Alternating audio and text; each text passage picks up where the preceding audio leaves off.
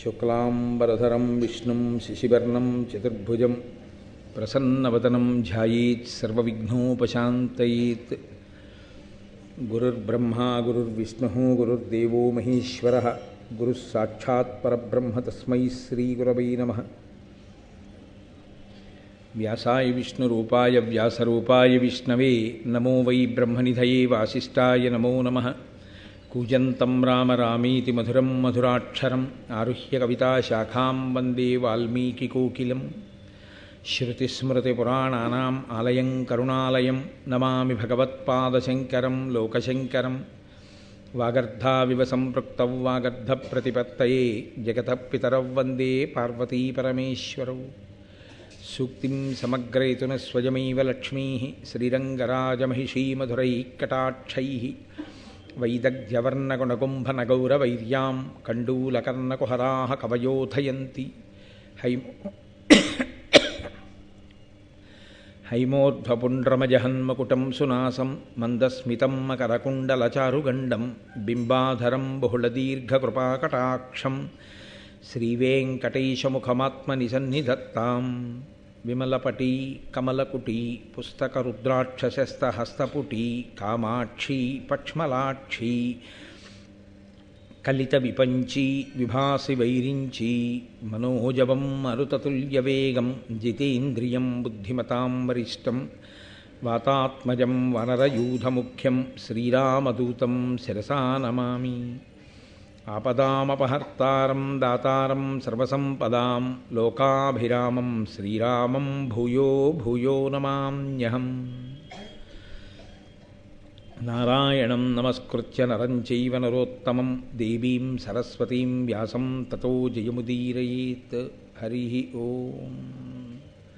పరమేశ్వర స్వరూపమైన సభకి నమస్కారం.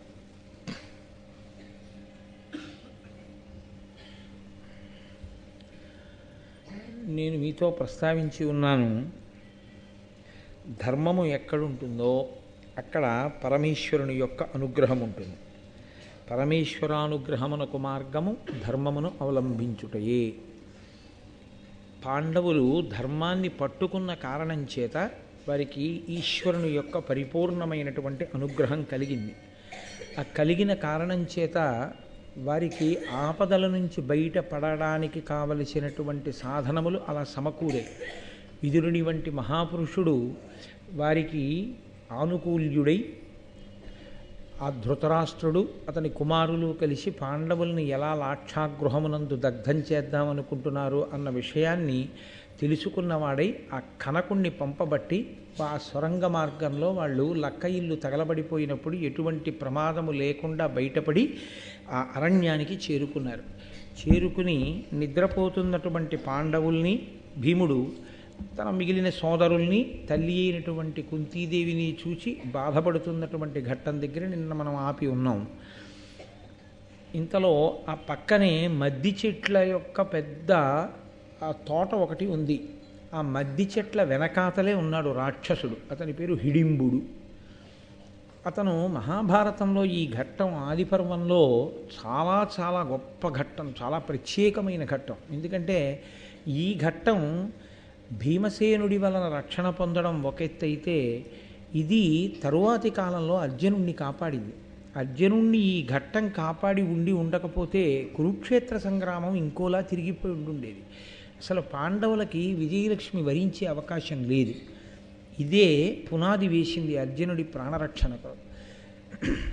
ఈశ్వరుడి యొక్క అనుగ్రహము అంటూ ఉండాలి, కానీ ఆ అనుగ్రహం ఎప్పుడో రావలసినటువంటి ఆపద నుంచి తప్పించడానికి ఇప్పుడే కావలసినటువంటి సంభారములను సమకూరుస్తుంది. ఆయన అనుగ్రహం లేదనుకోండి, ఇప్పుడు బాగుంది అనిపించినటువంటి వర్తమానంలోని సంఘటన భవిష్యత్తులో చాలా ఉపద్రవాన్ని తీసుకొచ్చేదై ఉంటుంది. అది సర్వకాలముల యందు రక్షణ కల్పించేదిగా ఉండాలి అంటే ఒక్క ఈశ్వరుని యొక్క అనుగ్రహము వినా మార్గము వేరొకటి ఉండదు. అందుకే ఆ హిడింబుడు అక్కడే ఉన్నాడు. ఆయన నరమాంస భక్షకుడు, ఆయన మనుష్యుల్ని తింటాడు. అందున నిద్రపోతున్న వారిని తినేయడం అంటే చాలా తేలిక. ఒళ్ళు తెలియకుండా నిద్రపోతున్నటువంటి అన్నదమ్ములు, తల్లి అక్కడ ఉండగా భీమసేనుడు ఎక్కడో సరోవరానికి వెళ్ళి మంచినీళ్లు తేవడం కోసమని వెళ్ళాడు. నిజంగా ఈ సమయంలో ఆ నిద్రపోతున్న సమయంలో ఏ ఉపద్రవం జరగకుండా హిడింబాసురుని యొక్క దృష్టి వాళ్ళ మీద పడకుండా కాపాడినవాడు ఎవరయ్యుండి ఉండాలి? అక్కడ మన కంటికి కనపడడానికి సాక్ష్యంగా ఎవరూ లేరు, ఇదిగో ఫలానా వాళ్ళు రక్షించారు అని. భీముడు తిరిగి వచ్చి చెట్టు కింద కూర్చుని తాను కూడా నిద్రపోవడం మొదలుపెట్టాడు అనుకోండి. సాధారణంగా లోకంలో ఎలా ఉంటుందంటే, అసలు బడలిక ఎవరు ఎక్కువ పొందారో వాడికన్నా తక్కువ బడలిక పొందినటువంటి వ్యక్తి నిద్రపోతున్నాడు అనుకోండి, దాని ప్రభావం పక్కనున్న వాడి మీద పడుతుంది. అందుకే ఆవలింతకు అన్నదమ్ములు ఉన్నారు అంటారు. ఒకడు ఆవలించారనుకోండి, పక్క వాళ్ళకి ఆవలింత వస్తుంది. అందుకే మీరు సాధారణంగా చూడండి, ఆర్టీసీ బస్సెస్లో డ్రైవర్కి సమాంతరంగా ఉండేటటువంటి సింగిల్ సీట్లో కూర్చున్న వ్యక్తి ఆవలిస్తున్నా నిద్రపోతున్నా డ్రైవర్లు ఒప్పుకోరు. నువ్వు వెనక్కి వెళ్ళిపోయి కూర్చో అంటారు. ఎందుకంటే వాళ్ళు ఆవలిస్తున్నా వాళ్ళు నిద్రపోతున్నా ఆ దుష్ప్రభావం డ్రైవర్ మీద కూడా పడుతుంది. కాబట్టి బడలిక ఎక్కువ ఉన్నవాడు తొందరగా నిద్రపోతాడు. అంతగా బడలిపోయినటువంటి భీమసేనుడు మిగిలినటువంటి అన్నదమ్ములు నిద్రపోతున్నటువంటి విషయాన్ని చూసి ఆయన కూడా నిద్రపోయాడు అనుకోండి, అప్పుడు మరీ ఉపద్రవం రావాలి. కానీ భీముడికి నిద్ర రాకుండా చేసి ఏదో కష్టాలు జ్ఞాపకానికి వచ్చి అతను అలా చెట్టు కింద కూర్చుని అన్నదమ్ముల్ని తల్లిని చూసేటట్లు అంతసేపటి వరకు, అతను సరోవరానికి వెళ్ళి తిరిగి వచ్చేంత వరకు హిడింబాసురుని యొక్క మనస్సు, ఆయన యొక్క దృష్టి ఈ పాండవుల మీద పడకుండా ఉండేటట్టు ఎవరు కాపు కాశీ ఉండి ఉంటారు? ఈశ్వరుడు వినా ఇంకొకడు లేడు. ఈశ్వరుడు ఎందుకు అలా ఆనుకూల్యతా సిద్ధిని అక్కడ కల్పించాలి? ఒక్కటే కారణం, వాళ్ళు ధర్మాన్ని పట్టుకొని ఉన్నారు. ధర్మము అన్న మాటని చాలా జాగ్రత్తగా అర్థం చేసుకోవాలి.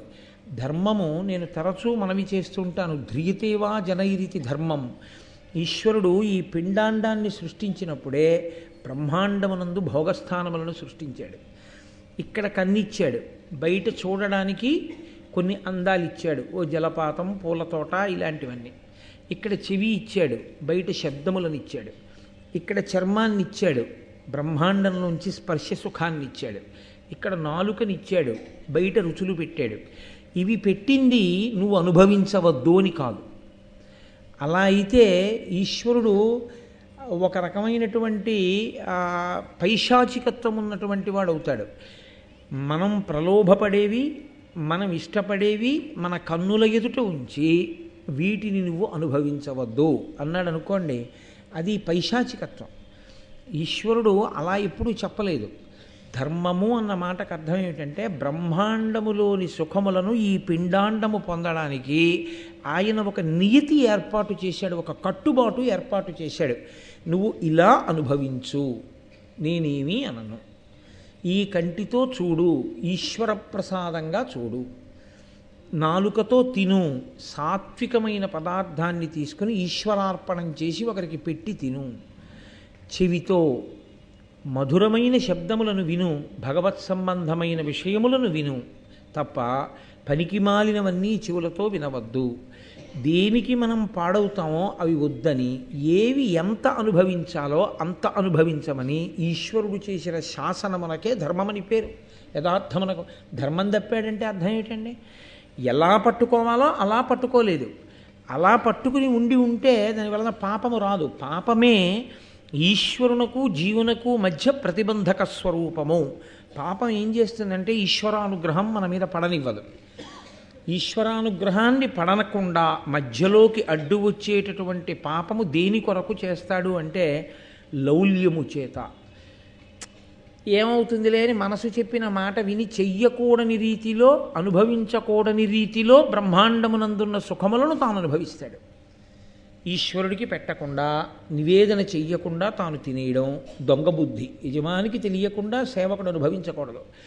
ఈశ్వరుడికి సంబంధించినవన్నీ కాబట్టి ఈశ్వరుడికి చెప్పి తినడం దొరతనం, ఈశ్వరుడికి చెప్పకుండా తినడం దొంగతనం. అంతే. ఇది నేను పుస్తకం పెట్టుకుని ఉపన్యాసం చెప్పడానికే ఇక్కడ పెట్టబడింది. కానీ ఇది ఎంతవరకు ఉపయోగించుకోవాలి? నేను ఈ వేదిక మీద కూర్చుని ఉపన్యాసం చెప్పేటప్పుడు నా పుస్తకాన్ని పెట్టుకోవడానికి మాత్రమే ఉపకరణముగా నేను స్వీకరించవలసి ఉంటుంది. నా ఉపన్యాసం అన్నీ అయిపోయిన తర్వాత ఆదిపర్వం పూర్తి చేసేసి ఇది నేను పుస్తకం పెట్టుకోవడానికే తయారు చేశారు కాబట్టి నేను ఇంట్లో కూడా పుస్తకాలు ఎట్టుకుంటూ ఉంటాను, నేను పట్టుకెళ్ళిపోతానని దీన్ని నేను పట్టుకెళ్ళకూడదు. ఇది దేవాలయం సొత్తు, దీన్ని వదిలేయాలి. ఏది ఎక్కడ వరకో అక్కడ వరకే. నేను ఒక కారులో వచ్చాననుకోండి, కారు అక్కడ ఉంచేస్తాను, కానీ ఓ కారా నన్ను ఇక్కడ దాకా తీసుకొచ్చావు, చిన్న బుచ్చుకుని నువ్వు అలా ఉండడం ఏంటి, నువ్వు లోపలికి రా అని ఇక్కడికి తీసుకొస్తావా? తీసుకురాం. ఏది ఎక్కడి వరకో అక్కడ వరకు మీరు ఒక నియతి చేసుకున్నప్పుడు మించి ఈశ్వరుడు ఒక నియతి చేశాడు బ్రహ్మాండ పిండాండ సమన్వయంలో. ఆ నియతిని పాటించి అనుభవిస్తే ఆయన ఎంతో సంతోషిస్తాడు. షహబాష్, నేను ఎలా చెప్పానో అలా అనుభవిస్తున్నాడు కాబట్టి ఇతనికి నేను అభ్యున్నతిని ఇస్తాను, ఇంకా సుఖాన్ని ఇస్తాను. సుఖం అనుభవించడానికి ఏది ఉండాలండి? శరీరం ఉండాలి. శరీరం ఉండడమే బతికి ఉండడం. కాబట్టి బ్రతికి ఉంచేటట్టు చూసేవాడు, సుఖములను అనుభవించడానికి యోగ్యమైన స్థితిని ఇచ్చేవాడు ఈశ్వరుడే. ఆ ఈశ్వరుడు దేనికి ఇస్తాడు అంటే పక్షపాత బుద్ధితో కాదు, పట్టుకున్న ధర్మాన్ని అనుసరించి ఇస్తాడు. కాబట్టి ఇప్పుడు హిడింబాసురుని నుండి రక్షణ చేస్తున్నవాడెవరు? ఈశ్వరుడే. కనబడ్డాడా అండి? అక్కడ కనపడక్కర్లేదు. ఆయన అంతటా ఉంటాడు, ఎప్పుడూ ఉంటాడు, ఉండి రక్షణ చేస్తూ ఉంటాడు. ఇప్పుడు భీముడు వచ్చి చెట్టు కింద కూర్చుని పరివేదన పొంది నిద్రపోకుండా కూర్చున్నప్పుడు, ఇందులో మళ్ళీ చిత్రం ఏమిటో తెలుసా అండి? శరీరము పొందినటువంటి బడలిక చేత సుఖమనేటటువంటి లక్షణాన్ని ఊహించకుండా నిద్రకు ఉపక్రమిస్తాం మనం. మీరు లోకంలో చూడండి, బాగా బడలిపోయిన వాడికి మంచి పడకక్కర్లేదు, నిద్రపోతాడు. ఎంత బడలిపోయున్నా నిద్ర ఎప్పుడు రాదో తెలుసా అండి?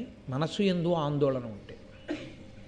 ఎంత అలిసిపోయి ఉండనివ్వండి, నిద్ర రాదు. ఎందుకంటే మనసు ఆందోళనకి గురి అయితే రాదు. భీముడి మనసు ఆందోళనకి గురి అయి ఉండి ఉండకపోతే ఏమో ఆ చెట్టుకే వీపు అంచి నిద్రపోయేవాడేమో. ఆయన మనసులో ఆందోళన కలిగేటట్టు చేసినవాడు కూడా ఈశ్వరుడే. దానివలన ఆయనకి నిద్ర రాలేదు. ఆ నిద్ర రాకపోవడమే రక్షించింది పాండవుల్ని. ఏమండి, నిద్రలో పాండవుల్ని ఎత్తుకెళ్తే చంపలేరా? అది వేరు మాట. కుంతీదేవిని పట్టుకెళ్ళిపోతే రాక్షసుడు ఎంతసేపు చంపాలండి ఒక ఆడదాన్ని? అది పెద్ద విశేషమా? కానీ అసలు అటువంటి కీడు జరగకుండా ఉంది అంటే అది కేవలము ఈశ్వరి ఇచ్ఛ. ఇన్ని కదలికలకు కారణమైన వాడెవడో వాడే ఈశ్వరుడు. నేను మీతో తరచుగా ఆ మాటే చెప్తున్నాను. ఎక్కడెక్కడ కదలికలు ఆనుకూల్యతా సిద్ధిని పొందినా, ఎక్కడెక్కడ కదలికలు ప్రతికూలతని సిద్ధింపచేసి ఆపదని తెచ్చినా అది పరదేవత యొక్క నిర్ణయము చేతనే. కాబట్టి ఇప్పుడు పరమేశ్వరుడే ఈ నిర్ణయాన్ని చేశాడు. ఇప్పుడు చూశాడు హిడింబుడు, ఆయనకి వాసన వచ్చింది. ఆయనకి అదొక శక్తి. మనం తినే మధురమైనటువంటి పదార్థం యొక్క వాసన తగిలిందనుకోండి, యాలుకలు ఇటువంటి సుగంధ ద్రవ్యాలు నూరుతున్నారనుకోండి, ఏమిటో మంచి పిండి వంట వండుతున్నట్లున్నారు, మంచి వాసన వస్తోందంటాం. ఏలాలవంగ ఘనసార సుగంధి తీర్థం దివ్యం వియచ్చరితి హేమ ఘటేషు పూర్ణం అన్నట్టు. ఆయనకి ఇష్టమైంది ఏమిటి? ఆయన తినడానికి ఇష్టపడేది నరమాంసం. కాబట్టి నరులు ఎక్కడైనా ఉంటే ఆయనకి దాని వాసన తగులుతుంది. ఇక్కడ ఎవరో మనుష్యులు ఉన్నారు. ఆయన తన చెల్లెలు హిడింబాసురుని చెల్లెలు కాబట్టి హిడింబ అని పిలిచారు. ఆవిడ్ని పిలిచి అన్నాడు, ఇందులకిమ్మెయిన్ మనుజులెన్నడు ఒత్తురేని ఆనందము పొంది నిర్భయమునన్ శయనింతురే ఇట్లు వంటయిల్ కుందేలు సొచ్చే వేగచని కోమలి వారల చంపి తెచ్చి నా కొందగ వండిపెట్టు రసోత్కట మానవ మాంసఖండముల్. ఏమిటి విశేషం ఇవాళ హిడింబా చూడు. అసలు మనుష్యుడన్నవాడు ఇటువైపుకి రాడు, ఎందుకంటే నేనున్నానని. ఒకవేళ వచ్చాడనుకో, అయ్య బాబోయ్ తెలియకొచ్చారని తొందరగా పారిపోతాడు. వచ్చినవాడు కూర్చోడు, వీళ్ళు ఆదమరిచి నిద్రపోతున్నారు. ఏమి నా అదృష్టం. కాబట్టి ఇప్పుడు ఏమనుకోవాలి? అదృష్టం నన్ను వరించింది అనుకోవాలి. కూర్చున్నవాడు ఉన్నాడని ఆయన అనుకోలేదు, పడుకున్న వాళ్ళని చూసి సంతోషపడుతున్నాడు అని ఆయన అన్నాడు. వంట ఇంటిలోకి కుందేలు వచ్చింది అన్నాడు. మనం ఇది తెలుగులో సామెతగా వాడుతుంటాం, వంటింట్లోకి కుందేలు రావడం అంటే అసలే ఆయన మాంసం తినేవాడు. దానికి తోడు కుందేలు వంటింట్లోకే వచ్చేస్తే ఇంకేముంది? కాసేపట్లో కుందేలు ఆయనగా మారిపోతుంది కదా. అందుకని వంట ఇంటిలోకి కుందేలు వచ్చింది. అదిగో వాళ్ళు ఇక్కడికి వచ్చి పడుకుని నిద్రపోతున్నారు, మరీ తేలిక ఇప్పుడు వీళ్ళని పట్టుకోవడం. కాబట్టి తొందరగా ఆ నరమాంస ఖండములతో నాకు మంచి రుచికరమైనటువంటి భోజనాన్ని తయారు చేసి పెట్టు, వెళ్ళి చంపి తీసుకురా. ఇక్కడ మీరు ఒక విషయాన్ని బాగా గుర్తుపట్టవలసి ఉంటుంది. హిడింబకి అంతకుముందు నరుల్ని చంపడం, వండడం, తీసుకొచ్చి అన్నయ్యకి పెట్టడం అలవాటు లేకపోతే అంత తేలికగా వెళ్ళి వాళ్ళని చంపేసి వడ్డీ తెచ్చిపెట్టు అనడు కదూ. కాబట్టి ఆవిడకి అలవాటు ఉంది, ఆవిడ అలా తీసుకొచ్చి వండి పెడుతూ ఉంటుంది. కానీ ఆవిడ కూడా అన్నయ్య గారు తనకి ఏ కార్యాన్ని నిర్దేశించాడో దాన్ని తీర్చడం కోసమే ముందు బయలుదేరింది. కాబట్టి అన్నయ్య కింద చెల్లెలుగా అన్నయ్య మాటని శిరోధార్యంగా భావించి వచ్చింది. వచ్చి ఆవిడ చెట్టు చాటున నిలబడి చూసింది. పడుకున్న వాళ్ళు సరే నలుగురు పడుకున్నారు. తల్లి కుంతీదేవి పడుకుంది. చెట్టు కింద కూర్చుని ఉన్నాడు ఒక ఆయన. ఈవిడ దృష్టి ఆయన మీద పడింది. ఆయన్ని చూసింది. వనజాతాయత నేతృ ఉన్నత బృహద్వక్షస్థలున్ సింహ సంహనను పాండవ సింహమున్ హృదయ జన్మాకారు ఉజ్జన్మహాశనికల్పస్థిరబాహు చూచుచు మనోజాతాగ్ని సంజాత వేదనయై రాక్షసి కామరూపధర్మత్య స్త్రీ స్వరూపంబుతోన్. భీముని యొక్క బాహ్యస్వరూపాన్ని చెప్తున్నారు. ఆయన పద్మముల వంటి కందులు కలిగినటువంటి వాడు, విశాలమైనటువంటి వక్షస్థలం ఉన్నవాడు, సింహము యొక్క నడుము ఎలా ఉంటుందో అటువంటి సన్నని నడుమున్నవాడు. ఆయన మన్మధుని యొక్క స్వరూపం ఎంత అందంగా ఉంటుందో అంత అందమైనటువంటి రూపం ఉన్నవాడు. వజ్రాయుధం ఎంత గట్టిగా ఉంటుందో అంత గట్టి భుజములు కలిగినటువంటి వాడు. అటువంటి వాణ్ణి చూడగానే హిడింబ యొక్క మనస్సు మీద మన్మథబాణం పడింది. పడి నేను రాక్షస స్త్రీ వేషంలో వెడితే ఆయన నన్ను ఆదరించడు అని కామరూపి కనుక తన రూపాన్ని మార్చుకుని మర్త్య స్త్రీ స్వరూపంబుతో మనుష్యకాంత యొక్క రూపాన్ని పొంది చాలా అందగత్తెగా భీముని ముందు నిలబడి రమణి నిజభ్రాతృనియోగము తలపక అప్పుడు భీము కదిసే పతి స్నేహమ కామినులకు బలవంతము పెర నెయ్యములు వేయు తత్సదృశములే. నన్నయ్య గారు ఒక అద్భుతమైనటువంటి మాట ఒకటి వేశారు ఇక్కడ. ఆయన అన్నారు, రమణి నిజభ్రాతృ నియోగము తలపక అప్పుడు భీము కదిసే. అన్నయ్య దేనికి పంపించాడో ఆ పని నెరవేరుద్దామనే బయలుదేరినటువంటి హిడింబ భీముణ్ణి చూడగానే అన్నయ్య చెప్పిన పనిని కూడా మానసికంగా వదిలేసి ఇప్పుడు ఆమె భీముని పక్షాన చేరిపోయింది. ఇందువలన నన్నయ్య గారు అద్భుతమైన మాట ఒకటి చెప్తున్నారు. పతి స్నేహమ కామినులకు బలవంతము. భర్తని ప్రేమించడం అనేటటువంటిది ఆడవారికి ఉండేటటువంటి సహజమైన లక్షణం. దాని ముందు 1000 స్నేహములు కూడా. స్నేహము అన్న మాటని మీరు కొంచెం జాగ్రత్తగా అర్థం చేసుకోవాల్సి ఉంటుంది. స్నేహము అంటే ఏమిటో తెలుసా అండి? బాగా అర్థం కావాలి అంటే నేను దాన్ని చెప్పాలంటే బీయింగ్ స్టికీ అని. బీయింగ్ స్టికీ అంటే అంటిపెట్టుకుని ఉండుట. అంటిపెట్టుకుని ఉంటే స్నేహం అంటారు. ఎప్పుడూ మనసులో ఆయన గురించి ఏదో ఆలోచిస్తూ ఉంటే, నా మిత్రుడు చాలా మంచివాడని నేను ఎవరో నా స్నేహితుడి గురించి ఆలోచిస్తున్నాను అనుకోండి, నేను ఆయనని అంటిపెట్టుకుని ఉన్నాను అని గుర్తు. ఈ అంటిపెట్టుకోవడం అన్నదానికే ఊడిపోవడం అన్న లక్షణం కూడా ఉంది. అంటుకున్నది ఏదో అది ఊడిపోతూ ఉంటుంది కూడా. చాలా అంటుకుంటాయి, ఒకటంటుకోదు. జీవితంలో అంటుకునేవి ఒక్కటే అంటుకోవాలని ఏం లేదు, చాలా అంటుకుంటాయి. అందులో ఈయన నా స్నేహితుడు అంటాను, ఆయన నా స్నేహితుడు అంటాను, ఆయన నా స్నేహితుడు అంటాను. బోళ్ళంతమంది స్నేహితులు అంటే ఇంతమంది నన్ను అంటుకున్నారు. తమ్ముడు అంటుకున్నాడు, అన్నయ్య అంటుకున్నాడు, ఇవన్నీ అంటుకున్నాయి అనుబంధములుగా. ఇవన్నిటికన్నా పెద్దదైపోతుందట ఒక అంటుకోవడం. ఎవరాయనంటే భర్త అన్న ఆ స్నేహభావం అది అంటుకోగానే ఆడది దీన్ని అంటిపెట్టుకుని ఉండడం కోసం మిగిలిన వాటిని విడిచిపెట్టేస్తుందట కూడా. అందుకు నెలకి 3 వానల్లో ఒక వాన కురిపించమని చెప్పారు. పతివ్రత అయిన స్త్రీ కారణంగా ఒక వాన కురియాలి అని చెప్పారు. ఎందుకో తెలుసా అండి? పుట్టింది ఒక చోట, తల్లిదండ్రుల మీద ప్రేమ ఉండదా? ఉంటుంది. ఆ తోడ పుట్టిన వాళ్ళ మీద ప్రేమ ఉండదా? ఉంటుంది. తను పుట్టి పెరిగిన ప్రదేశం మీద ప్రేమ ఉండదా? ఉంటుంది. తను తన చుట్టూ ఉన్నటువంటి స్నేహితులు, ఆ వాతావరణం, దీని మీద ప్రేమ ఉండదా? ఉంటుంది. భర్త ఎప్పుడు వచ్చాడు జీవితంలోకి? ఒక 15 రోజుల క్రితం వచ్చాడు, తాళి కట్టిన తర్వాత 15 రోజుల క్రితం వచ్చాడు తప్ప నిజానికి అతనికి సంబంధించినటువంటి గుణగణములు ఏమీ ఆమెకి తెలియదు. ఈమె గురించి ఆయనకి తెలియదు. ఇవన్నీ ఎప్పటి నుంచో అంటుకున్నవి. తాను పుట్టినప్పుడే ముందు పుట్టేసిన వాళ్ళు అంటుకున్నారు, తాను పుట్టిన తరువాత పుట్టిన వాళ్ళు అంటుకున్నారు, తాను పుట్టి పెరుగుతున్నప్పుడు సమాజంలో చాలామంది అంటుకున్నారు, అంటే స్నేహాలు అయ్యాయి. ఇన్ని వదిలేసింది. ఏదంటుకున్నందుకు? ఆయన అంటుకున్నందుకు ఇంతమందిని వదిలేసి విమానం ఎక్కి అమెరికా వెళ్ళిపోయాడు. ఎవరిని చూడాలి ఇప్పుడు? అమ్మ కనపడుతుందా? 2 రోజులు కూతుర్ని విడిచిపెట్టి అమ్మ ఊరెడితే ఫోన్ చేసి అమ్మ ఎప్పుడు వచ్చేస్తావమ్మా, అమ్మ ఎప్పుడు వచ్చేస్తావమ్మా, నాన్నగారండి ఎప్పుడు వచ్చేస్తారండి అనే పిల్ల అలా అనదు. ఏమి ఎలా వదిలేసింది అంత తేలిగ్గా? తండ్రిని ఎలా వదిలేసింది, తల్లిని ఎలా వదిలేసింది, తోబుట్టువుల్ని ఎలా వదిలేసింది, ఉన్న ఊరిని ఎలా వదిలేసింది, స్నేహితుల్ని ఎలా వదిలేసింది.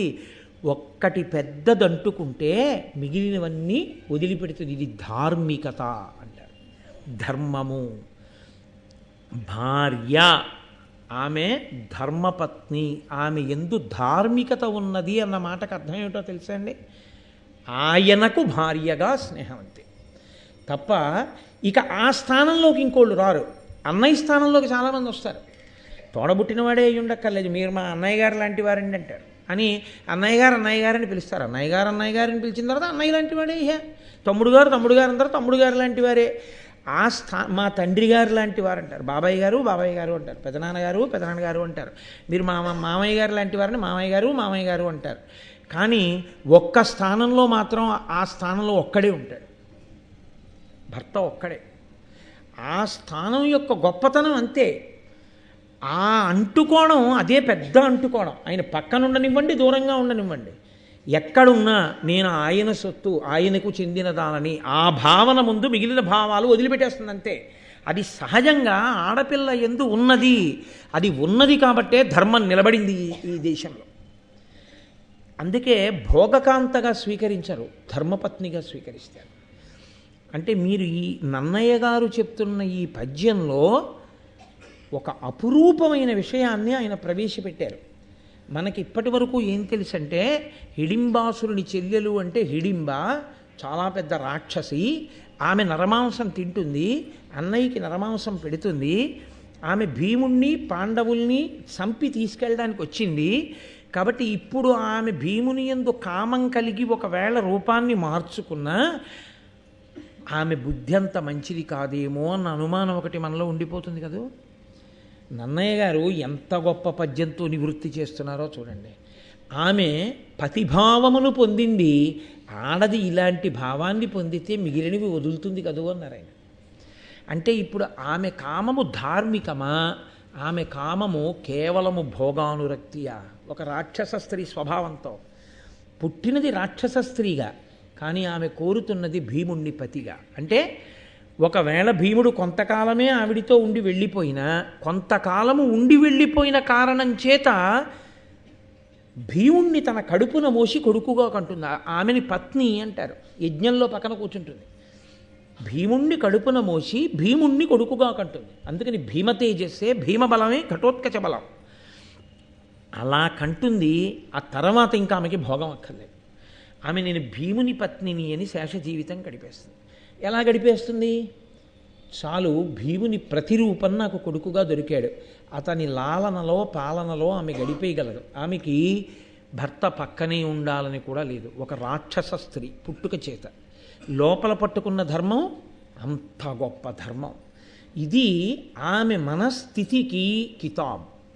ఆమె ఎంత గొప్ప స్త్రీగానో పరిచయం చేస్తున్నారు. ఎందుకో తెలుసా అండి? దీని వెనకాతల ఒక కారణం ఉంది.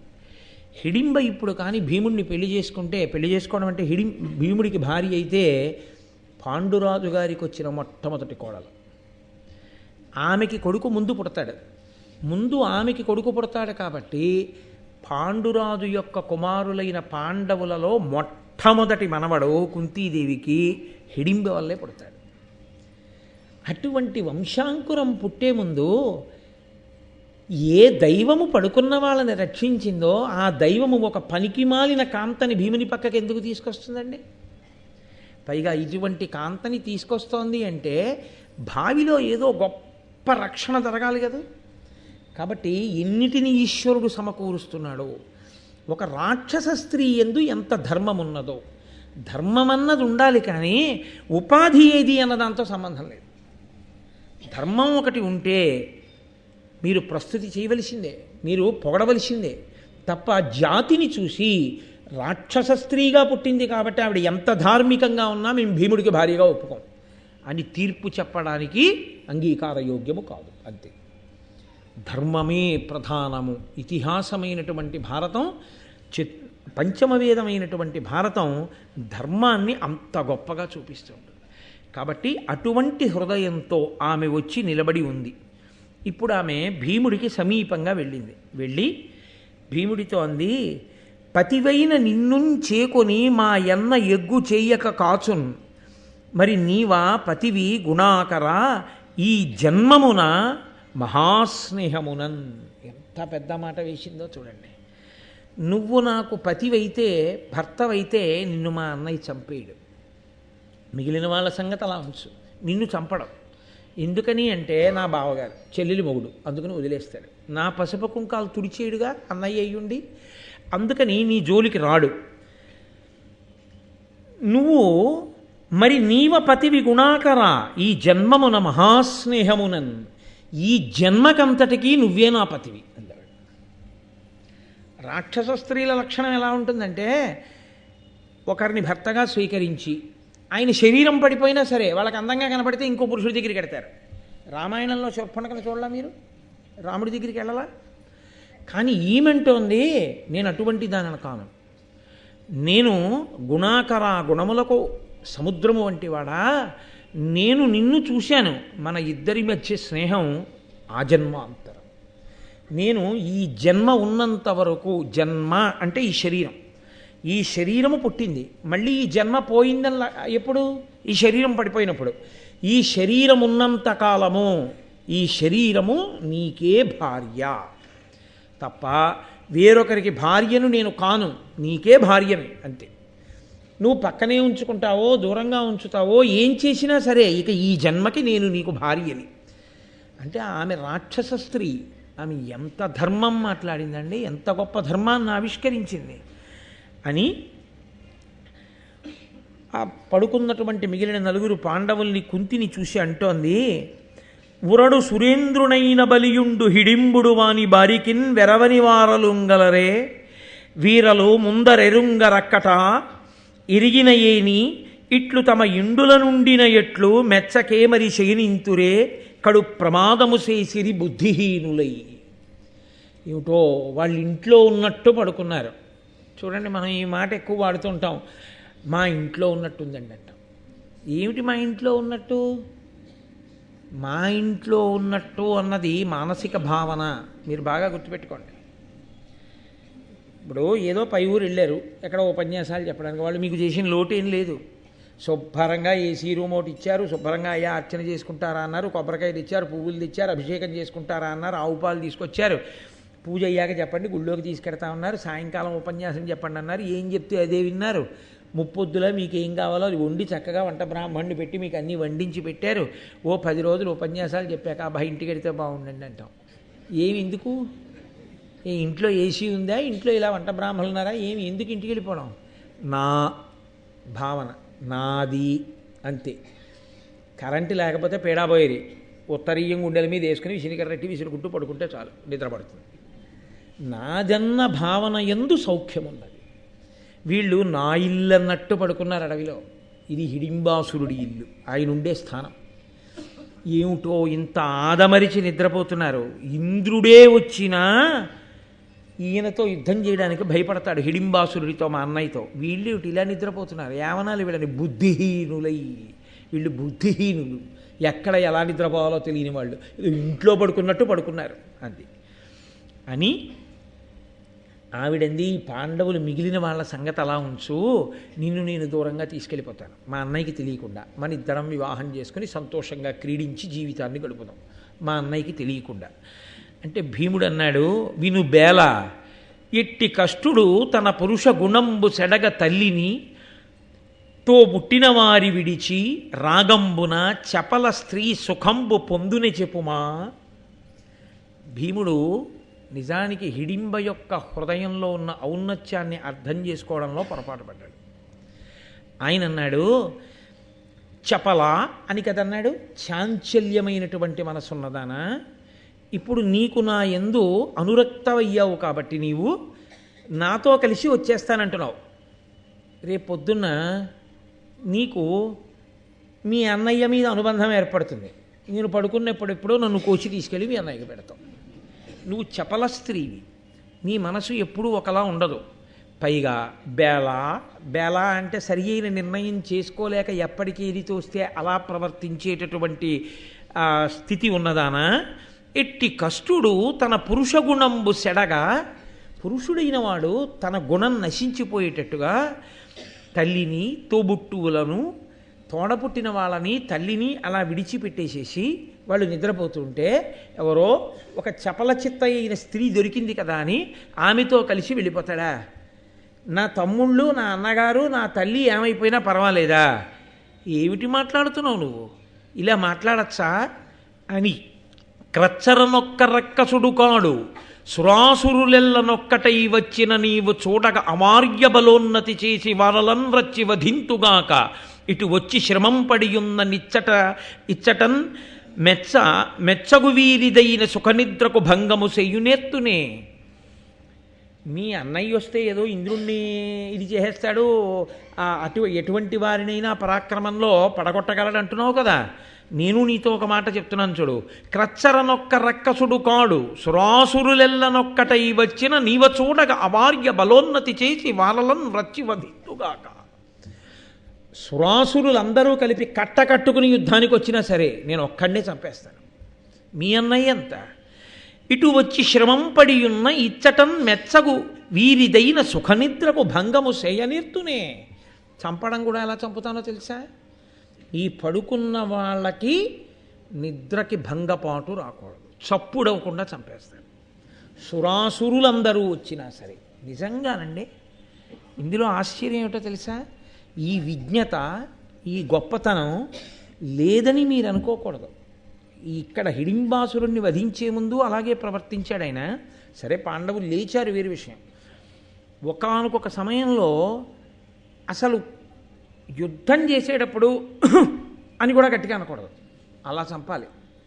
అటువంటి స్థితి వచ్చింది. అందులో సామాన్యుని కాదు, కీచకుణ్ణి. ఏమాత్రం చప్పుడైనా ఎవరైనా లేచారంటే గుట్టు రట్టయిపోతుంది. మళ్ళీ 12 ఏళ్ళు అరణ్యవాసం, 1 సంవత్సరం అజ్ఞాతవాసం. అలాగే చంపేశాడు కీచకుణ్ణి. ఆయన నోటితో అన్నదేమీ డాంబికం కాదు, అదేమీ ప్రలాపం కాదు. ఆయన నిజంగా అటువంటి సమర్థుడు.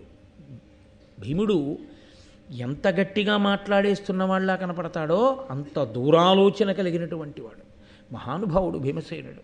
అవన్నీ ఈశ్వరాంశలు కనుక శ్రమపడి ఇక్కడ నిద్రపోతున్న వాళ్ళకి నిద్రకి భంగపాటు కలగకుండా, వాళ్ళకి ఏ ఇబ్బంది రాకుండా చంపేస్తాను మీ అన్నయ్య వస్తే. కాబట్టి నువ్వేం బెంగ పెట్టుకోకు, మీ అన్నయ్య వచ్చి నన్ను ఏదో చేసేస్తాడని. ఈలోగా చాలా ఆలస్యం అయిపోయింది. ఈవిడొచ్చి ఈయనతో మాట్లాడుతూ కూర్చుంటే ఆయనకి ఆకలికి ఉండే లక్షణం ఏమిటో తెలుసా అండి? ఇంకా వంట లేదంటే ఏదో పేపర్ చదువుకుంటానో టీవీ పెట్టుకునో కూర్చుంటాడు. అంతా అయిపోయిన తర్వాత వడ్డిస్తానులేండి, కాసేపు ఆగి కాసేపు మాట్లాడుకుని వడ్డిస్తాను అనుకోండి, సర్రుమంటాడు. బుర్ర ఉందా లేదా? ముందు తిని మాట్లాడుకుందాం, అంతేగాని తర్వాత వడ్డిస్తానంటే ఏంటంటాడు. ఎదురుగుండా వంట సిద్ధమైపోయిన తర్వాత పెట్టకపోతే కోపంగా ఉంటుంది. వాళ్ళేమో పడుకుని నిద్రపోతున్నారా? నోరు చచ్చిపోయిందా? దిక్కుమాలిన జంతువుల మాంసాలన్నీ తిని నరమాంసం దొరికిందని ఆయన సంతోషపడిపోతున్నాడా? సంతోషపడిపోతుంటే నువ్వేమో ఎంతకీ వండి తేవే ఉంటే ఆవురావురుమంటూ వచ్చేసాడు. కాలమేఘం ఎలా ఉంటుందో అలా ఉన్నాడు. 8 కోరలు, ఆ వెంట్రుకలు బిరుసు వెంట్రుకలు, ఇంతంత వెంట్రుకలు పైకి లేచి నిలబడి ఉన్నాయి. ఆ వచ్చినటువంటి హిడింబాసురుడు పెద్ద కేకలేస్తూ వచ్చాడు. ఏమీ హిడింబా, నిన్ను తొందరగా తీసుకురామన్నాను వంట, ఏది తీసుకురాకుండా నువ్వు ఆ మనుష్యుడితో స్నేహం చేశావా? మనుష్యులతో కలిసిపోయావా? కలిసిపోయి వాడితో మాట్లాడుతున్నావా? ఉండు, నీ పని పడతాను, వీళ్ళతో పాటు నిన్ను చంపేస్తానన్నాడు. అది రాక్షసత్వం అంటే. రాక్షసత్వం అన్న మాటకు అర్థం ఏంటంటే వాడి సుఖం కోసం అవతల వాళ్ళ యొక్క సుఖాన్ని కించిత్ కూడా ఆలోచించాడు. కించిత్. ఇదే కదూ సుందరకాండలో సీతమ్మ మాట అంటుంది, రాక్షసత్వము అన్న మాటకి రావణాసురుడి యొక్క అవధిలేనితనం ఏమిటంటే చచ్చిపోతానంటే చచ్చిపోవడానికి కావలసిన కత్తి ఇవ్వడం, విషం ఇవ్వడం, బతుకుదామంటే తాను కోరుకున్నట్టు బతకనివ్వడం, రాముడి దగ్గరికి వెళ్ళనివ్వడు. ఇదే రాక్షసత్వం అంటే. కాబట్టి ఆ హిడింబాసురుని యొక్క ఉద్ధతి ఎటువంటిదంటే ఆయన చెల్లెల్ని కూడా చంపేస్తాడు ఇప్పుడు. కాబట్టి ఇప్పుడు ఆమె గబగబా వెళ్ళి ఆ భీమసేనుడి చాటును దాక్కుంది. వచ్చి ఆ చాటును దాక్కుని ఉండగా ఆయన యుద్ధానికి వచ్చాడు. భీముడు అన్నాడు, ఇక్కడ గట్టిగా మన ఇద్దరం యుద్ధం చేసి మళ్ళా యుద్ధం చేసి నేను పొడిచి నువ్వు నన్ను పొడిచి మనం అరిస్తే వీళ్ళు లేస్తారు, బాగుండదు. కాబట్టి దూరంగా పోయి యుద్ధం చేద్దాం. వాడు వింటాడా? వాడు వచ్చి మీద పడ్డాడు. నన్నయ్య గారు అన్నారు, చాలా చిన్న జంతువు ఒకటి దొరికింది అనుకోండి, చాలా చిన్న జంతువు దొరికితే సింహం దాన్ని పట్టుకెళ్ళిపోవలసి వచ్చింది అనుకోండి, అసలే సింహం అది. ఆ సింహం ఏనుగు దానికి దున్నపోతు దొరికితే కాళ్ళతో తంతు నోట పట్టుకుపోతుంది. అది అంత బలమైనటువంటి ప్రాణి సింహం అంటే. అటువంటి సింహం ఓ కుందేలు దొరికింది అనుకోండి, ఏంటి దాన్ని ఆ కుందేలు పట్టుకెళ్ళడం దానికి పెద్ద లెక్క ఏంటి? అలా ఇలా పట్టుకెళ్ళదు. మళ్ళీ దాని డొక్కల దగ్గర నోట కరచి పట్టుకుని గిల అది కొట్టుకోవాలి. కానీ ఇది మాత్రం ఏమీ కదలకుండా చక్కగా అలాగే నోట పట్టుకుని పరిగెత్తుకుంటూ వెళ్ళిపోతుంది. అలా ఒక చిన్న ప్రాణిని సింహం తన నోట పట్టుకుని ఎలా తీసుకుని వెళ్ళిపోతుందో అలా భీమసేనుడు ఆ హిడింబాసురుణ్ణి ఒడిసి పట్టి దూరంగా ఈడ్చుకుపోయి అక్కడ అతనితో కలిసి మల్ల యుద్ధం చేస్తున్నాడు.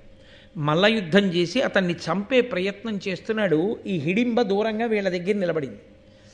ఈ పాండవులు ఆ చప్పుడికి లేచారు. కుంతీదేవి కూడా లేచింది. వాళ్ళు లేచినప్పుడు వాళ్ళకు ఒక విషయం స్పష్టంగా కనపడింది. భీముడు ఎవరో రాక్షసుడితో యుద్ధం చేస్తున్నాడు.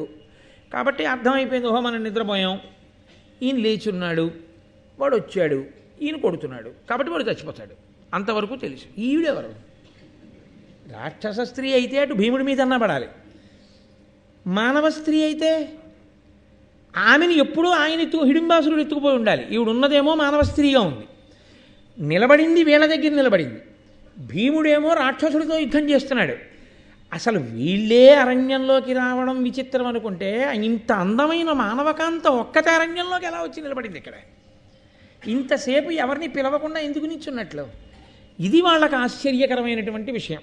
ఇప్పుడు ముందు కుంతి అడిగింది, ఎవరు నువ్వు, ఏమిటి ఆ యుద్ధం, ఎందుకు నించున్నావు అని అడిగింది. అడిగితే ఆవిడంది, నీల జీమూతంబులీల నాక్షేపించి నల్లలై తోతించు నల్ల గృహము గల హిడింబుడను బలితంపు రక్కసు చెలియల ఆతండు వెలయ మీకు రోయక అహితంబు సేయనన్ పంచిన చనుదించి ఏను మీ తనయునందు బతి బుద్ధి తాల్చి యుద్ధత మన్మధార్తనై మసలిన అసుర వచ్చి అలిగి మీ తోడ నన్నును కలయబట్టి మృంగనున్న అయ్యసురతోడంకడంగి మల్ల యుద్ధంబు చేయుచు అల్ల చోటనున్నవాడు మీ సుతుడు దర్పోన్నతుండు. ఇది ఎలా ఉంటుందంటే, ఏదైనా మనకి తెలియని విషయాన్ని అయోమయంగా ఉన్నప్పుడు అడిగామనుకోండి, ఏమిటండి ఇలాగా అని, అక్కడ ఉన్నవాళ్ళు గబగబగవ దీర్ఘవాక్య నిర్మాణం చేసేస్తూ జరిగిన వృత్తాంతాన్ని అంతటినీ గుక్క తిప్పుకోకుండా చెప్పేశారనుకోండి, అంటే గబగబా చెప్పేయాలన్న సందట్లో అది ఎలా ఉంటుందో హిడింబ చెప్పడం అలాగే చెప్పింది. పద్యం అలాగే పడింది. అంటే హిడింబ ఆ సమయంలో ఎలా మాట్లాడాలో అలాగే నన్నయ్య గారి ఘంటం కదిలింది అంతే. అది మహానుభావులైనటువంటి వారి రచనా విధానం అది. అంతేగాని ఇప్పుడు ఆ భీముడిని వర్ణించి, హిడింబాసురుణ్ణి వందించి, ఆయన గుహని వర్ణించి, ఆయన జీవితాన్ని వర్ణించి ఇవన్నీ చేస్తే సోది చెప్పినట్టు ఉంటుంది. ఆపత్కాలమునందు ఎలా మాట్లాడతారో అలాగే మాట్లాడింది. కాబట్టి ఆవిడంది, ఇదిగో ఆ నల్లగా ఉన్నాడే భీముడితో యుద్ధం చేస్తున్నవాడు ఆయనే మా అన్నయ్య హిడింబాసురుడు. అదిగో అక్కడ కనపడుతున్న ఆ పెద్ద నల్లటి ఇల్లుందే అదే మా ఇల్లు, నేను ఆయన చెల్లెల్ని.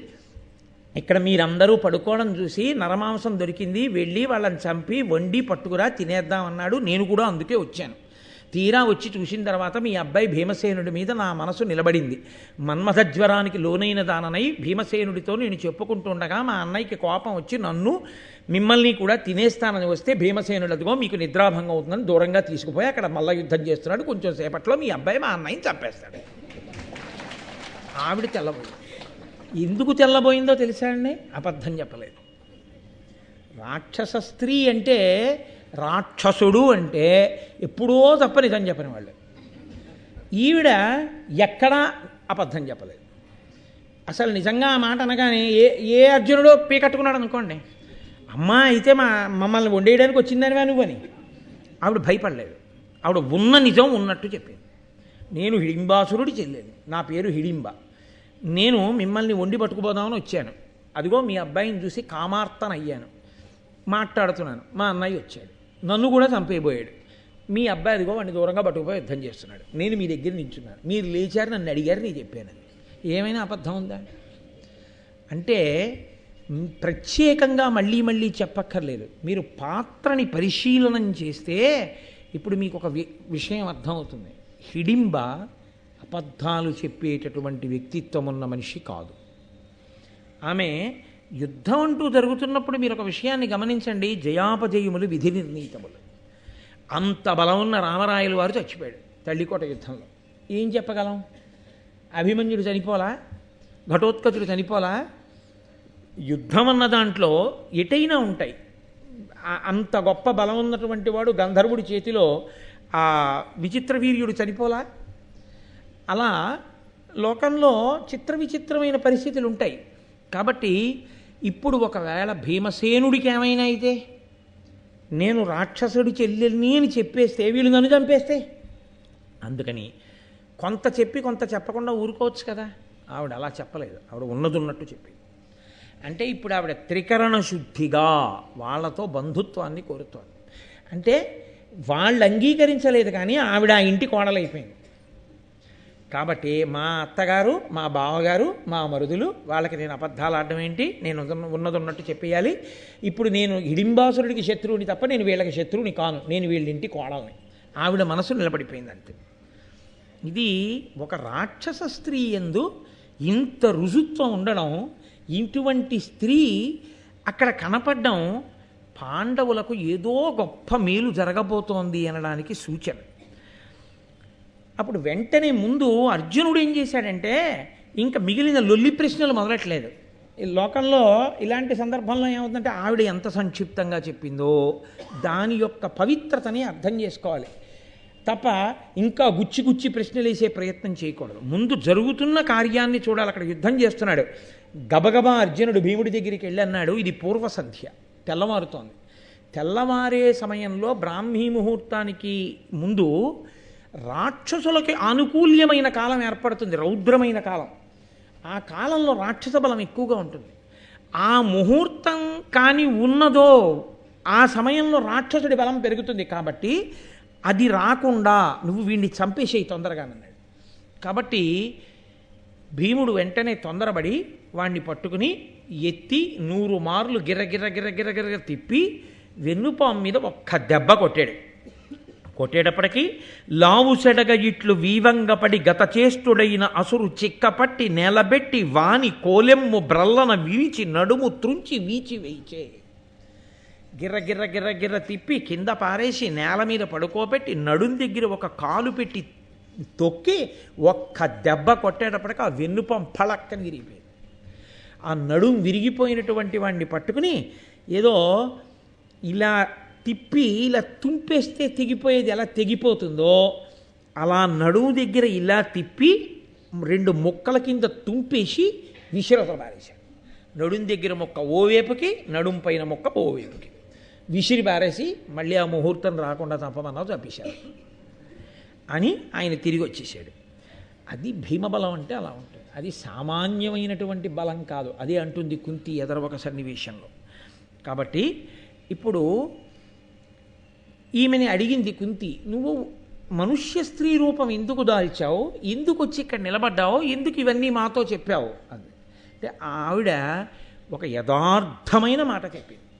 ఆవిడంది, నేను మీ అబ్బాయి ఎడల మన్మథ తాపమునకు గురి అయ్యున్నాను. మీరు మీ అబ్బాయిని ఇచ్చి నాకు పెళ్లి చేయకపోతే, నేను మీ అబ్బాయితో కలిసి ఉండకపోతే నేను ఆ మన్మథ జ్వరాన్ని ఓపలేక చచ్చిపోతాను, నా ప్రాణాలు పోతాయి, నేను ఆత్మహత్య చేసుకోక్కర్లేదు, నేనే చచ్చిపోతాను అన్నాడు. కుంతీదేవి వింది. ఇందులో చాలా పెద్ద మలుపుస్మండి, అదేం సామాన్యమైన విషయం అని మీరు అనుకోకూడదు. ఆవిడ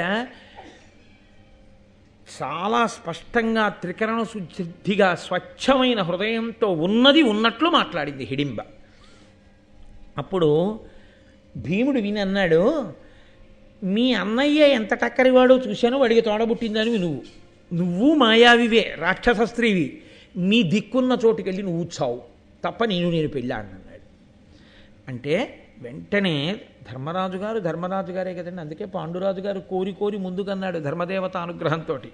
ఆయన అన్నాడు, వధకు అర్హుడై వచ్చిన వాణ్ణి చంపి తదియు ధర్మువా, ఇది చాలా అబల, దీనికి అలుక జనదు, ఆత్మరక్షకు అగ్గలంబు ధర్మరక్షయ ఉత్తమ ధార్మికులకు. నాయనా భీమ, ఎవడిని చంపేయాలో వాడిని చంపేశావు, బాగుంది, అది ధర్మం.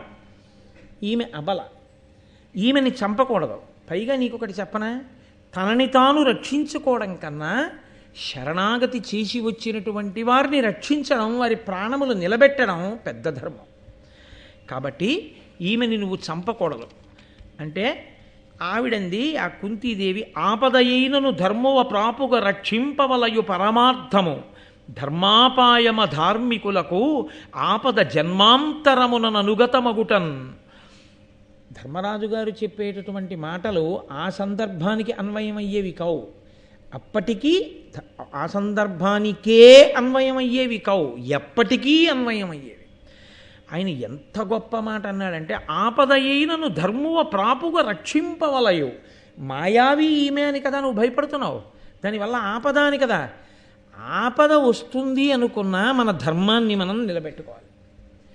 మన ధర్మం నిలబెట్టుకోవడం ముఖ్యమా, ఆపద వస్తుందేమోనని శంకించి ధర్మాన్ని వదిలిపెట్టడం ముఖ్యమా అంటే, ధర్మాన్ని విడిచిపెట్టేశావనుకో, వచ్చే జన్మకు కూడా నీతో వచ్చేది ఏదైనా ఉంటే ధర్మం ఒకటే.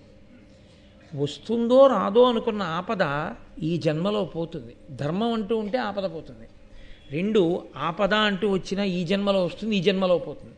ధర్మము వచ్చే జన్మకి కూడా నీతో పెట్టుబడిగా వస్తుంది. కాబట్టి ధర్మాన్ని మాత్రం ఎప్పుడూ విడిచిపెట్టకూడదు. ఏదో ఆపద వస్తుంది అందుకని నేను ఈ అబలని రక్షించను, ఈమెని దూరంగా పొమ్మంటావేమిటి, తప్పు, నువ్వు అలా అనకూడదు. అంటే ఆమె అంది, ఆ హిడింబ, నన్ను మీరు సామాన్య స్త్రీ అనుకుంటున్నారు, నేను మిమ్మల్ని అందరినీ అరణ్యంలో మోసి వహించి తీసుకెడతాను, నాకు బలం ఉంది. రెండు, ఇక్కడికి కొద్ది దూరంలో శాలిహోత్రుడు అనబడేటటువంటి ఒక ముని యొక్క ఆశ్రమం ఉంది. ఆయన చాలా గొప్ప తపస్వి. ఆయన తన తపోబలం చేత ఒక చెట్టుని, ఒక సరోవరాన్ని నిర్మించాడు. ఆ సరోవరంలో నీళ్లు ఎవరు తాగుతారో వారికి ఆకలి దప్పికలు ఉండవు.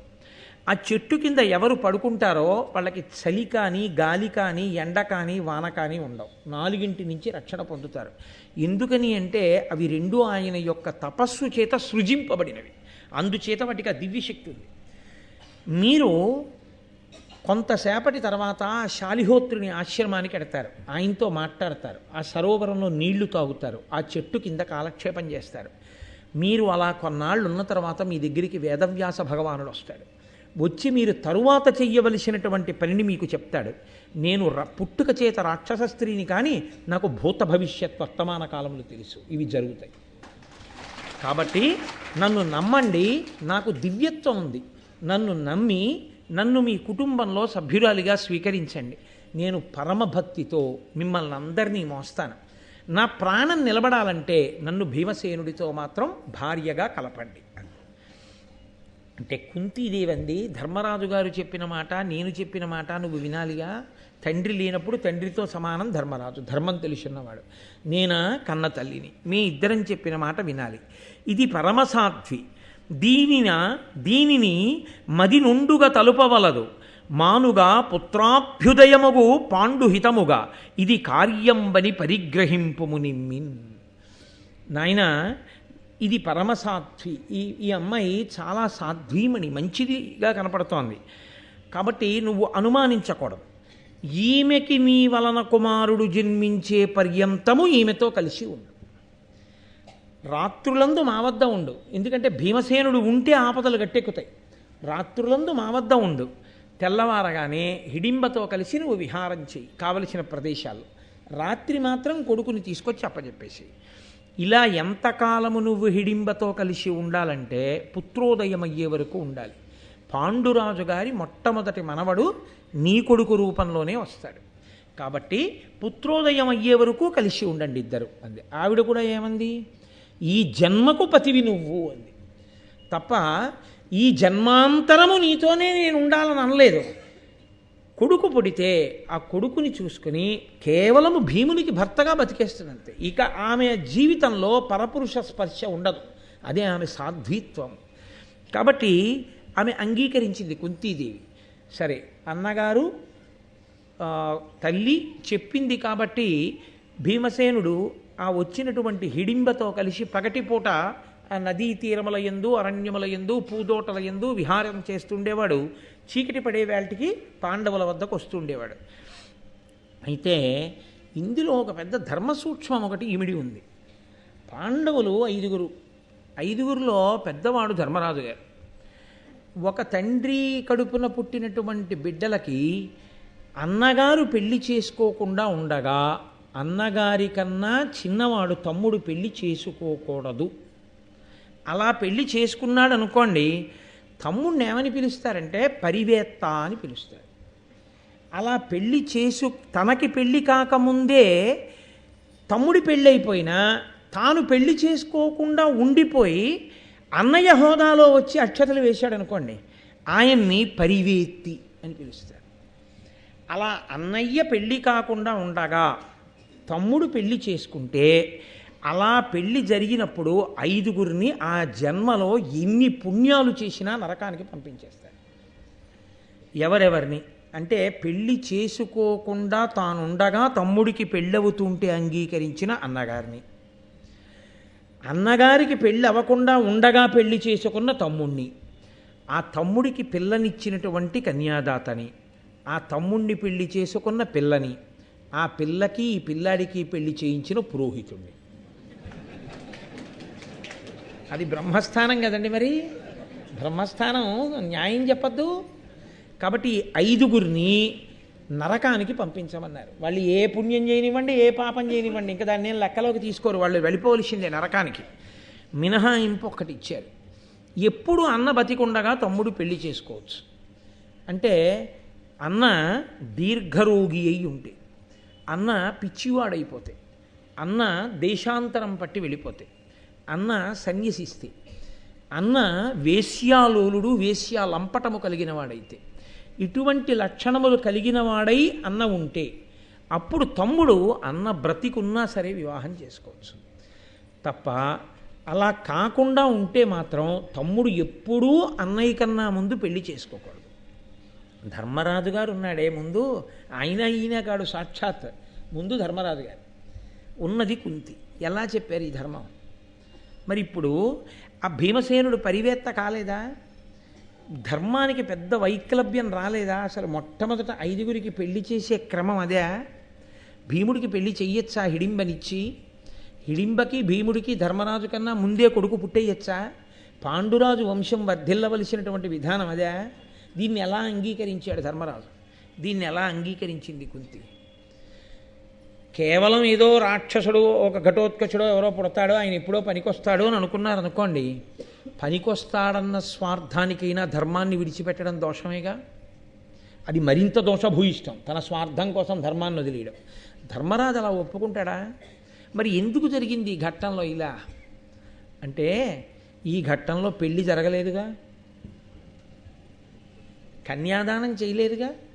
కన్యాదాత ఎవరైనా ఉన్నాడా? కన్యాదానం చేయలేదు. మంత్రభాగం ఏమైనా ఉందా? పురోహితుడు ఉన్నాడా? లేడు.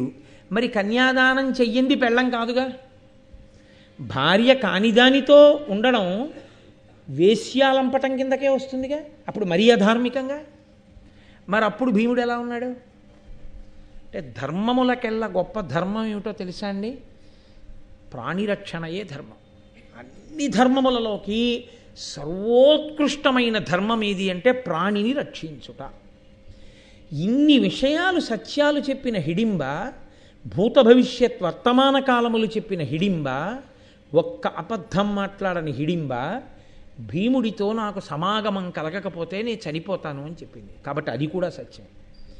ఇప్పుడు ఏ కారణం చేత భీముడి పక్కకి హిడింబని పంపకపోయినా హిడింబ మరణానికి కారణం పాండవులే అవుతారు, కుంతి అవుతుంది. అది కట్టి కుడపదా? అందుకని ప్రాణిరక్షణ కన్నా గొప్ప ధర్మం లోకంలో లేదు కాబట్టి ఆమె రక్షింపబడాలి. వివాహం అంటూ జరిగితే పరివేత్త అవుతాడు. వివాహము జరగకూడదు, ఆమె ప్రాణము రక్షింపబడాలి.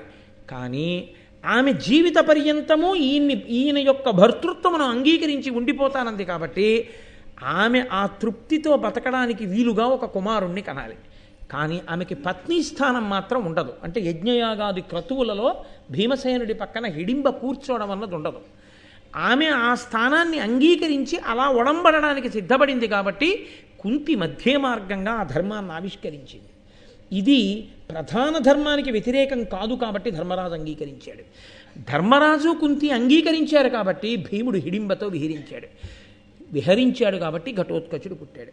ఘటోత్కచుడు పుట్టగానే ఆశ్చర్యకరమైన సందర్భం ఒకటి జరిగింది. ఏం జరిగిందన్నది మీరు ఎదరా తెలుసుకుందురు. కానీ కాబట్టి ఇప్పుడు వీళ్ళు ముందుకు బయలుదేరి వెళ్ళారు. వెళ్ళిన తర్వాత ఆమె ఎలా చెప్పిందో హిడింబ, అలాగే వాళ్ళకి శాలిహోత్రుడు అనబడేటటువంటి ముని యొక్క ఆశ్రమం కనబడింది. ఆయన వాళ్ళకి స్వాగతం చెప్పాడు, తీసుకెళ్ళాడు, కూర్చోబెట్టాడు. అయిపోయింది. సంధ్యావందనాదులు చేసుకున్నారు. ఆ సరోవరంలో ఉన్న నీటిని తాగారు. ఆ చెట్టు కింద కొన్నాళ్ళు ఉన్నారు. ఉన్న తర్వాత వ్యాసభగవానుడు వచ్చాడు. వ్యాసభగవానుడు వచ్చి అన్నాడు, ఇంత గొప్ప పాండురాజు గారి కొడుకులు కుంతీదేవితో కలిసి తల్లితో కలిసి ఒక చెట్టు కింద పడుకుని ఉంటున్నారా? ఆకలి దప్పిలు లేకుండా ఉండడం కోసం ఈ సరోవరంలో నీళ్లు తాగి బతుకుతున్నారా? అసలు మీరు బతికున్నారో చచ్చిపోయారో కూడా లోకానికి తెలియకుండా ప్రచ్ఛన్న వేషాల్లో ఉన్నారా? ఎంత కష్టం వచ్చిందిరా మీకు అని కుంతిని చూసి అన్నాడు. ఇప్పుడు ఈ కష్టానికి కన్నీళ్ళు ఎక్కువ ఎవరికో తెలుసా అండి? తల్లిని చూసిన కొడుకుల కన్నా కొడుకుల వ్యధని చూసిన తల్లి బాధే ఎక్కువ. కాబట్టి కుంతి వంక చూసి అన్నాడు, అమ్మ నువ్వు బెంగ పెట్టుకోకు, వీళ్ళ ఆపద తీరిపోతుంది, వీళ్ళ కష్టం పోతుంది. ఉత్తరోత్తర ధర్మరాజు గారు మళ్ళీ సార్వభౌముడు అవుతాడు, చక్రవర్తి అవుతాడు. ఆయన అనేకమైనటువంటి అశ్వమేధములు, రాజసూయములు మొదలైనటువంటి యాగములు చేస్తాడు. ఈ భీముడికి కమలపాలికతో కలిసి, కమలపాలిక అంటే ఆవిడే హిడింబ, ఆవిడ అసలు పేరు హిడింబాసుడి చెల్లెలు కాబట్టి హిడింబ. ఈ కమలపాలికతో కలిసి ఒక కుమారుడు జన్మిస్తాడు. మీరు కొంతకాలం ఇక్కడుండి ఇక్కడి నుంచి బయలుదేరి ఏకచక్రపురానికి వెళ్ళిపోండి. ఏకచక్రపురంలో మీరు బ్రాహ్మణ వేషములు ధరించండి. బ్రాహ్మణ వేషములలో మీరు ఇల్లిల్లు తిరిగి భిక్షాటన చేయండి. భిక్షాటన చేసి బ్రతకండి. అలా ఏకచక్రపురంలో మీరు కొంతకాలం ఉన్న తర్వాత నేను వస్తాను. వచ్చి తర్వాత మళ్ళీ ఏం చేయాలో నేను చెప్తాను. కాబట్టి జాగ్రత్తగా మనసు కుదుటపరుచుకుని ఇక్కడి నుంచి బయలుదేరి మీరు ఏకచక్రపురానికి వెళ్ళండి అన్నాడు. వాళ్ళు చాలా సంతోషించారు. మీరు ఇందులో వ్యాసుడు వచ్చి చెప్పిన దాంట్లో వాళ్ళకి ఊరటేమి అని మీకు ఇందులో ఏదో జరగబోయేది చెప్పాడు. కానీ భిక్షాటన చెయ్యండి, ఏకచక్రపురంలో ఉండండి, బ్రాహ్మణ వేషాల్లో ఉండండి, ఇంత ఇలా ఎందుకు చెప్పాడు అని ఒక అనుమానం రావచ్చు. మొట్టమొదటి ధర్మసూక్ష్మం ఏమంటే, నరజన్మ ఎత్తినవాడు ఎన్ని కష్టాలు వచ్చినా ఆత్మహత్య మాత్రం చేసుకోకూడదు, తనని తాను చంపుకోకూడదు. కళ్యాణీ బతగాదేయం లౌకికీ ప్రతిభాతిమా ఏతి జీవంతి మానందో నరం వర్ష శతాదపి అంటుంది సీతమ్మ.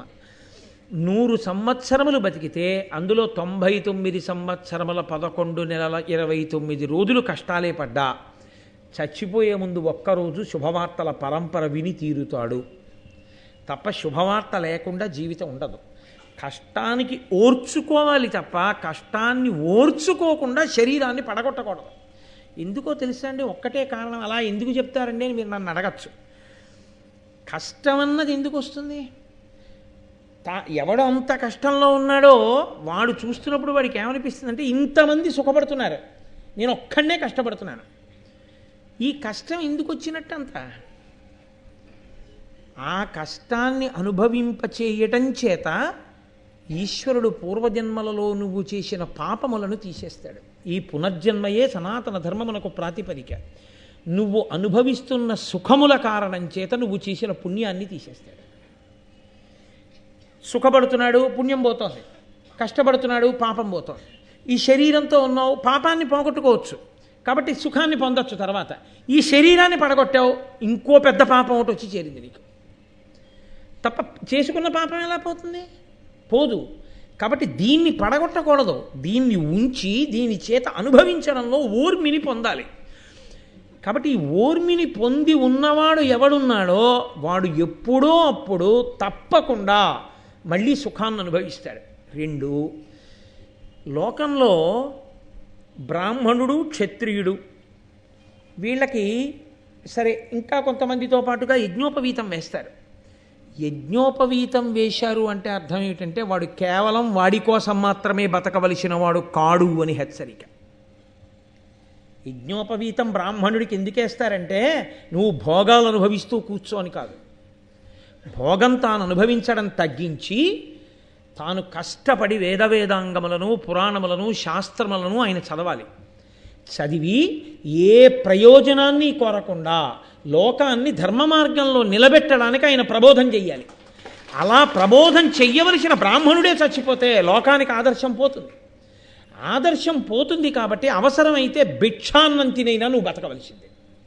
అప్పుడు నువ్వు ఆదర్శం అవుతావు, ఏమీ మాట్లాడకుండానే ఆదర్శం అవుతావు. ఒరే అంత కష్టం వచ్చిందిరా మహానుభావుడికి, భిక్షాన్నంతిని బతికాడు తప్ప చచ్చిపోలేదు, భిక్షాన్నంతిని లోకాన్ని నిలబెట్టాడు, తాను నిలబడ్డాడు, అంత గొప్ప స్థితిని పొందాడు.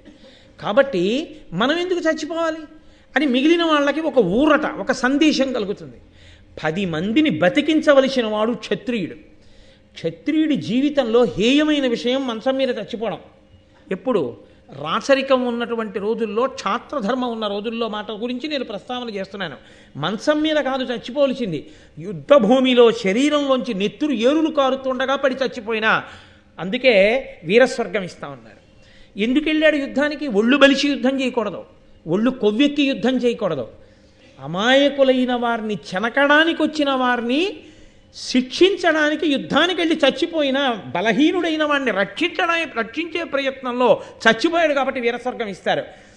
ఒంట్లో ఓపిక ఉండి కూడా బలహీనుడు పాడైపోతున్నా లేచి వెళ్ళి నిగ్రహించకుండా మంచం మీదే చచ్చిపోయిన వాడిని హీనలోకాలకు పంపించేస్తా ఉన్నారు. ధర్మం మాట్లాడింది శాస్త్రం. మీరే చచ్చిపోతే కష్టాలు వచ్చాయని మీకు అటువంటి ఆలోచన రాకూడదు. భిక్షాన్నం క్షత్రియుడు తింటుంటే క్షత్రియుణ్ణి అని చెప్పుకుని మీరు భిక్ష కడితే అదేమిటయా, మీరు యుద్ధానికి వెళ్ళాలి తప్ప మీరు భిక్షాటన చేయడం ఏమిటయా అని ఎవరైనా రెచ్చగొట్టారనుకోండి. సమయము అని ఒకటి ఉంటుంది, దేశము కాలము అని 2 మాటలు ఉంటాయి లోకంలో. కలిసి వచ్చుట అంటారు దీన్ని. ఓర్పు ఎంతకాలం అంటే దేశము కాలము మీకు కలిసి రావాలి. దేశకాలములు కలిసి వచ్చేంత వరకు పట్టవలసిన దానికే ఓర్మి అని పేరు.